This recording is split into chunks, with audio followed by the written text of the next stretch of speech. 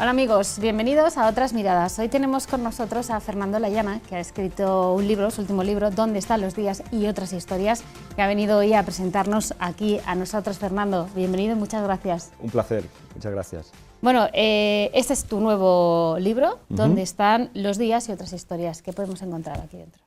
Bueno, es un compendio de historias, como bien dice el título, basadas en un acontecimiento, en un personaje histórico. Mis anteriores obras también tienen, digamos, este fondo histórico y, por lo tanto, es un tema que me gusta, que me apasiona y que, bueno, y que se ha traducido en este libro de relatos que he escrito en los últimos 2 años y que era momento también de, digamos, de recopilar y de convertirlo en libro, ¿no? Ese es un poco lo que es la obra, ¿no?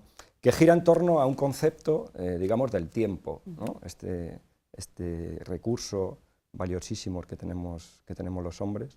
Yo diría que es el principal patrimonio que tenemos en una vida. Decía San Agustín que sabía lo que era el tiempo, pero que si tuviera que explicarlo tendría cierta dificultad, y es verdad, ¿no? Son este tipo de conceptos que nos resulta complicado explicar el tiempo, pero que estamos completamente condicionados a él, y sobre todo en esta vida que llevamos actual, un poco frenética, de exprimir hasta cada segundo. Pues me parecía original el echar un vistazo a determinados acontecimientos históricos, tomando como eje transversal este concepto de tiempo, ¿no? ¿Cómo se aúna todo ello? Bueno, el tiempo es un recurso que el hombre, yo diría que es uno de las grandes conquistas, la medición del tiempo, ¿no? Y yo, bueno, me resultó siempre muy curioso una anécdota histórica, que es el cambio del calendario juliano al calendario gregoriano, en el 1582, ¿no? Y por única vez en la historia, ahí hay 11 días que en realidad no acontecieron, ¿no? Es decir, el Papa Gregorio XIII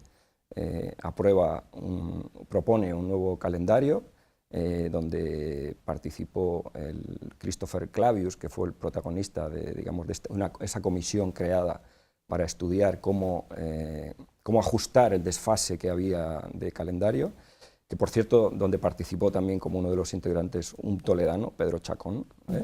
Y una de las propuestas fundamentales fue que el 4 de octubre de 1582 pasara al día siguiente, no fuera el 5 de octubre, sino que fuera el 15, ¿no?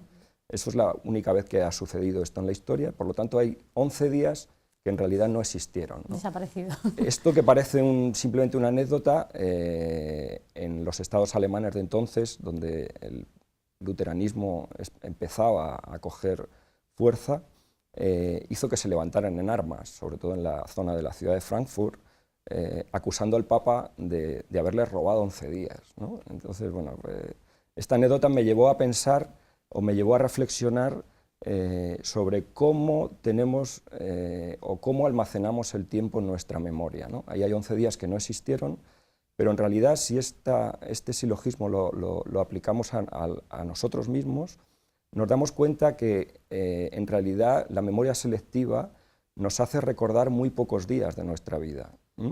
Y por lo tanto hay muchos días que están en la papelera, por así decirlo, de la historia, de la memoria. De ahí también esa portada con esa bola de papel, sí, donde se refleja que muchos de nuestros días están en la papelera, ¿no? Porque si tuviéramos que recordar días exactos, recordaríamos muy pocos. Recordamos acontecimientos, evidentemente, recordamos vivencias, recordamos personas, momentos, pero si tuviéramos que ponerle fecha, día y hora, no sería muy complicado. Invito a hacer el ejercicio. El ejercicio. Pero es verdad que hay veces que no nos acordamos ni de lo que hemos comido el día anterior, o que también manipulamos nuestros recuerdos de alguna manera, con lo que nos queda del recuerdo y lo que nos va. Pero eso es así, o sea, la memoria selectiva hace, y es un ejercicio y es un arma muy poderosa de defensa, porque eso nos hace que determinados acontecimientos que nos han hecho sufrir, que nos han hecho padecer, digamos, la memoria de alguna manera tiende a aparcarlos, e incluso pensamientos que tenemos contradictorios, dentro de nuestra mente siempre hay uno de los dos pensamientos que instintivamente tratamos o rechazamos, ¿no? A veces de manera inconsciente. Y eso para nosotros nos supone, ya digo, un arma de defensa, porque si no podríamos estar siempre en una contradicción permanente que no sería buena para nuestra salud mental y física, ¿no? Bueno, este libro recoge 19 relatos históricos cortos. ¿Sí? Te adentras de nuevo en la literatura histórica, por así decirlo. No es el primero, ya es el tercero, hemos dicho, ¿verdad? El tercero, sí. El tercero de estas características. Tú, como aficionado a la historia que te gusta, ¿con qué época te quedarías? Bueno, cada época tiene su valor, tiene, digamos, su esencia, tiene, digamos, esos elementos que merecen la pena conocer, ¿no? Pero si tuviera que quedarme con una época, yo diría que es digamos, el paso de la Edad Media a la Edad Moderna, ¿no? Ese siglo, final del siglo XIV, siglo XV, donde se produce, digamos, una revisión del concepto de hombre, del concepto de humanidad, del concepto de historia, del concepto, sobre todo en la historia nuestra, de España, en aquel momento de los reinos de Castilla, León, Aragón, bueno, creo que es un momento clave, ¿no? En mi anterior, uno de mi primer libro, Florentius, eso se refleja muy bien, y se ponen en evidencia, bueno, pues todos esos elementos que en cualquier época bisagra de la historia generan crisis, ¿no? Todo avance, digamos, de pensamiento, es una época muy convulsa, donde suceden se acumulan muchísimos acontecimientos históricos, ¿no? Un ejemplo, pues, es el descubrimiento de América, ¿no? Por ejemplo, que fue clave en la historia de la humanidad. Entonces, si tuviera que quedarme con una época, diría que es esta, ¿no? Bueno, y tú, porque hablas de historia como aficionado, porque tú no te dedicas a esto. ¿De dónde te nace también la pasión por la escritura? Bueno, la historia siempre ha sido una disciplina que me ha llamado mucho la atención. He leído mucha historia y la escritura viene como consecuencia, digamos, de esta afición, ¿no? Uno, cuando lee tantas cosas, y como hemos dicho antes, la memoria tiende también, es limitada, ¿no? Porque entonces tiende a apuntar o a escribir acontecimientos o anécdotas que te llaman la atención. Y cuando eso empieza a tomar cuerpo y acumulas bueno, pues un bagaje ahí de notas, de cuadernos, etc., el siguiente paso yo creo que es cómo eso darle forma, y de alguna manera hacerlo historia, ¿no? Y de ahí, bueno, me vino la idea de por qué no fusionar, que es lo que se llama la novela histórica, ¿no? Fusionar algo de ficción dentro o sobre un plano histórico, real, y de ahí nació mi primera novela, Florentius, luego Si te dicen loco, y esta, ¿no? Que también de alguna manera es una mirada hacia la historia, pero desde el punto de vista del hoy, ¿no? Yo creo que no entiendo la historia como una sucesión solo de hechos, ¿eh? Yo creo que la historia es más bien, o se parece más bien a un magma, ¿no? Que se va construyendo, y que la visión que tenemos en un momento determinado de la historia evidentemente cambia en función del momento en el que se aborda, ¿no? Es decir, el mismo acontecimiento tiene una lectura hoy, tendrá otra lectura dentro de 100 años y completamente seguro que tendrá otra lectura dentro de 200, ¿no? Entonces, qué rico es el abordar la historia con esta perspectiva, ¿no? De decir, ¿qué nos dicen los acontecimientos históricos hoy, ¿no? En la situación, en el contexto, en el entorno que vivimos hoy en la actualidad? Sobre todo la perspectiva desde donde se mire también y quien te la cuente, ¿no? Tiene diferentes versiones. Tú también te adentras un poco en la intrahistoria de la historia. contando historias como la de un general, ¿no? Un general o un soldado, que muere un minuto antes de firmar el Sí, como te digo, en esta reflexión sobre el tiempo... es una reflexión sobre el tiempo, más historia... Me llevó a pensar, precisamente hace unos meses se cumplió el aniversario, ¿no?, del armisticio de la Primera Guerra Mundial. Entonces, bueno, leí no sé dónde la historia de este último soldado que murió por un minuto, ¿no? Entonces, lo que es una unidad de medida y del tiempo que nos pasa totalmente desapercibida, que muchas veces despreciamos, que no valoramos realmente, bueno, pues vista desde este punto de este hombre, por ejemplo, pues fue clave, ¿no? Porque fue lo que le hizo morir, si se hubiera firmado este armisticio entre Francia y Alemania un minuto antes, podría haber salvado la vida, ¿no? Por lo cual... Son cosas de la vida, ¿verdad? Fundamental, que no... Lo que puede llegar a ser un minuto. Un minuto, ¿no? Sí. Y también hablas de del inventor de las gafas, también. Un poco... Bueno, esto es otra de las historias, ¿no? Entonces, bueno, situó a una familia que, por supuesto, es ficticio, que hace con sus dos hijos, que hace un viaje turístico a Italia, a Pisa. Entonces, bueno, pues haciendo un homenaje al personaje de Manolito Gafotas, de Elvira Lindo, me parecía simpático el que este muchacho pues perdiera las gafas, ¿no? El niño en esta ciudad, y que las fueran a encontrar en un hotel que existe y que se llama Alessandro de la Spina, y que precisamente gracias a eso ellos descubrieran como turistas que este personaje desconocido, por otra parte en la historia, pues fuera el inventor, este monje fuera el inventor de las gafas en el siglo XIII, ¿no? Me parecía simpático. Como digo, como ves, bueno, pues acontecimientos históricos muchas veces desconocidos, que pueden ser abordados un poco desde la ironía, desde la simpatía de acontecimientos del hoy, ¿no?, del momento del hoy. Sí, podemos encontrar de todo, hacemos reflexionar sobre el tiempo, descubrir datos de la historia, datos reales, y también pues un poco de anécdota. Tiene de todo, ¿no? Para ser un libro tan pequeñito, da para mucho. Sí, es denso. Está pensado bueno, no, evidentemente no es una recopilación de información, pero sí que es verdad que contiene, sobre todo, anécdotas que yo creo que son muy desconocidas.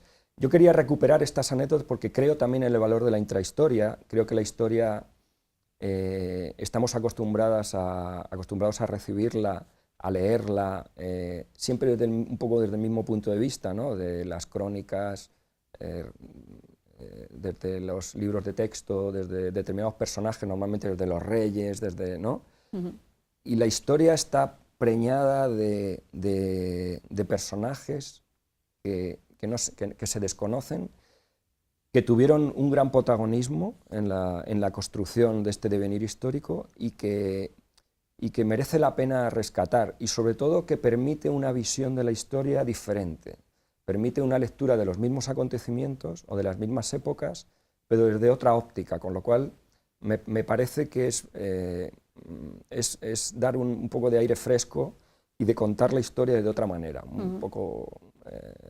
quizá, no digo más atractiva, pero sí, por lo menos más original, ¿no? Claro. Sí, porque luego esto te hace plantearte que quien ha puesto las bases de esa historia para contarlas de una manera, a todos de la misma manera, tan encorsetada, y no desde otros. ¿Por qué un personaje más relevante que otro cuando a lo mejor han hecho lo mismo? Bueno, la historia siempre se dice que la han escrito los vencedores de todas las épocas, ¿no? Y quien ha dominado siempre los recursos del relato, y por tanto creo que hay grandes acontecimientos de la historia, porque no creo tampoco en la absoluta objetividad. Es decir, yo creo que por el hecho ya de contar la historia ya tiene una carga, digamos, subjetiva de quien la cuenta, y por lo tanto la historia siempre hay que abordarla evidentemente con el máximo rigor.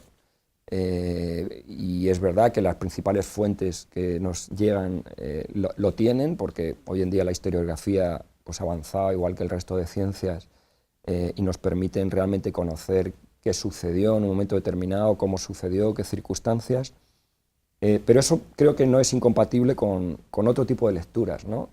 Digamos más frescas, quizá más originales y desde otras ópticas, quizá no siempre desde los ojos de esos grandes protagonistas que, bueno, que todos conocemos, ¿no? Y que ya tenemos quizá un poco encasillados, ¿no? Y que ya, por lo tanto, no nos asombran tanto. Quizá estos otros personajes, al desconocerlos, quizá nos suena un poco a nuevo y nos ayuda a comprender mejor determinadas circunstancias. A despertar un poco también, un poco de Eso letargo de tantos años, ¿verdad? Bueno, también tú te dedicas, lo como decíamos antes, a la dirección de recursos humanos, de empresas. Has escrito un libro más laboral, por así decirlo, el de emprender o no emprender, pero utilizas también un personaje histórico utilizas a Shakespeare como emprendedor. Sí, Shakespeare, bueno, la segunda de mis novelas fue Si te dicen loco, que está ambientada en la corte inglesa, en la época de Shakespeare. Entonces, bueno, paralelamente a esa novela, donde bueno, me leí todas las obras de Shakespeare para documentar bien esta novela, descubrí la verdad es que un personaje que me encajaba muy bien como prototipo de emprendedor, ¿no? Entonces, bueno, yo me dedico gran parte, digamos, a fomentar la cultura emprendedora, a dar clase, a generar contenidos, talleres, etcétera. Pues me parecía igual en esta línea que te digo, una manera original, diferente de presentar las capacidades que todo emprendedor debe tener para tener éxito. Entonces, me parecía que es un personaje del que se puede sacar mucha punta y que reunía esta serie de competencias para poder, digamos, explicar el emprendimiento de otro punto de vista. Él y los personajes que él dibuja, ¿no? Porque bueno, Shakespeare fue un artista en dibujar las emociones humanas, ¿no? En todo el abanico de emociones humanas. De hecho, Harold Bloom, que es uno de los grandes digamos, especialistas en Shakespeare, dice que en Shakespeare está la invención de lo humano, ¿no? Y entonces, la actividad emprendedora, según la abordamos nosotros desde el punto de vista de capacidades, digamos, había un terreno ahí que podía explorarse y que la verdad es que funciona muy bien porque lo utilizo para talleres, charlas, etcétera. Llama la atención, ¿no? Imagino que todo el mundo se quedará sorprendido cuando hablas de Shakespeare como el emprendedor, ¿no? Eso es. ¿Es tan importante emprender hoy en día que todo el mundo habla de emprender? Sí, lo que ocurre es que el concepto de emprendimiento también está un poco sesgado, ¿no? Y yo empiezo así casi todas mis intervenciones, charlas, etcétera, ¿no? Tendemos a entender el emprendimiento solo como la actividad de montar una empresa, ¿no? Y si vamos al diccionario, el emprender no dice nada ni de empresas, ni de negocios, ni de nada, ¿no? El diccionario nos dice que es toda actividad que busca un objetivo, donde se asume un riesgo y que requiere un esfuerzo. Entonces, si fuéramos al concepto de la esencia del emprendimiento, pues lo que estamos haciendo, esta entrevista también es un emprendimiento, ¿no? Entonces, casi todo lo que hacemos en la vida diaria es un emprendimiento. Y desde ese punto de vista la gente empieza a comprender mucho mejor qué es emprender, ¿no? Todo lo que se pone en juego, qué capacidades necesitas para emprender. Para casi todo en nuestra vida pues necesitamos, por ejemplo, creatividad, ¿no? Y el que desarrolla la creatividad va a hacer mejor o le va a permitir acometer cualquier desafío que tiene a nivel personal o profesional. Pues la creatividad es igualmente una capacidad muy importante para emprender, para montar un negocio. Entonces, si se entiende bien esto y uno se conoce bien a sí mismo, qué capacidades tiene, qué fortalezas, qué debilidades, luego es mucho más fácil trasladarlas al ámbito mercantil de montar una empresa, que no deja de ser un tipo de emprendimiento. ¿Vale?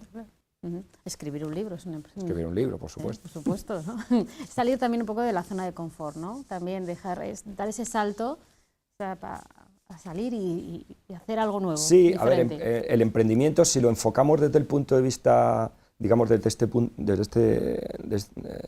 digamos, más esencial, más profundo, como digo, el emprendimiento, bueno, pues te ayuda bueno, no es que te ayude, sino una actitud emprendedora. A mí me gusta entender el emprendimiento como una actitud, ¿no? Una actitud ante la vida.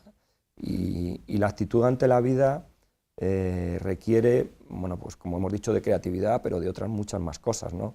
Necesitas asumir riesgos, necesitas, por supuesto, cultivar el esfuerzo. Sin trabajo poca cosa vas a conseguir.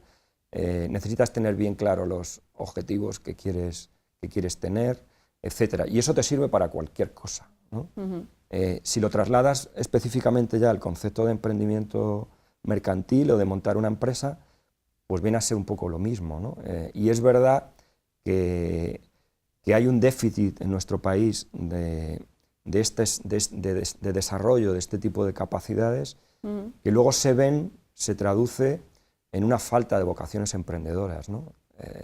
Y es una pena porque yo creo que el mercado de trabajo avanza hacia esquemas muy diferentes a los que estamos habituados, del trabajo por cuenta ajena para toda la vida, etcétera, etcétera. Sí. Entonces, cada vez más es más necesario, yo lo digo a mis alumnos, que merece la pena intentar por lo menos, porque además va a ser una necesidad de aquí a muy poco, el reinventarte tú mismo y el generar y inventar tu propio puesto de trabajo, ¿no?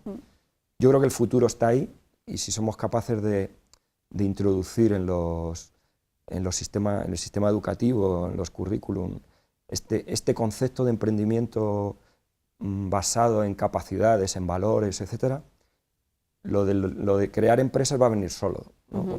Porque si tú siembras esto, lo otro yo creo que viene solo, ¿no?